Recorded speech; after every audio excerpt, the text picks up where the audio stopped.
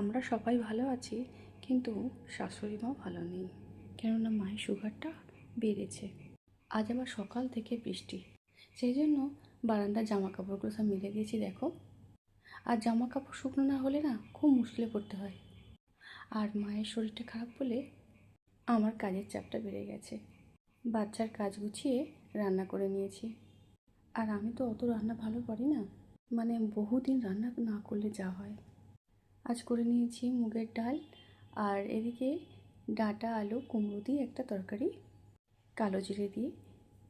সত্যি কথা বলতে কি, বাচ্চার কাজ গুছিয়ে রান্নাবান্না করা খুব চাপের মধ্যে পড়ে গেছি। এদিকে করে নিয়েছি ডিমের অমলেট, আলু পোস্ত আর কাতলা কালিয়া করেছি।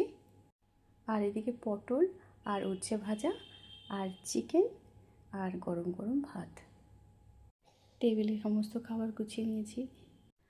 আর একা হাতে বাবিনকে স্নান করানো থেকে শুরু করে রান্না করা, একটু যে কিছু কেনাকাটা করতে যাবো সেই সময়টুকু পাই না। চলে এলাম বাবিনের কাছে। ও না আগের থেকে অনেক দুষ্টুমি করতে শিখেছে জানো তো, আর কত কিছু বলতে শিখেছে। আর এই সময়টা খুব গুরুত্বপূর্ণ, কেননা এখন কোনো চিন্তা নেই, কোনো ভাবনা নেই, কোনো পড়ার চাপ নেই। বড় হলেই যত ঝামেলা, আর এখনই তো সবাই নেবে তাই না? আর সকলের তো টুকু নেবার ইচ্ছা হচ্ছে। সবাই দূরে দূরে থাকলে কী করবে বলো তো? এর মধ্যে ভ্যাকসিন নেওয়া, ডক্টরকে দেখানো, সবটা কমপ্লিট হয়ে গেছে, কিন্তু আমার কাজের চাপটা অতিরিক্ত বেড়ে গেছে।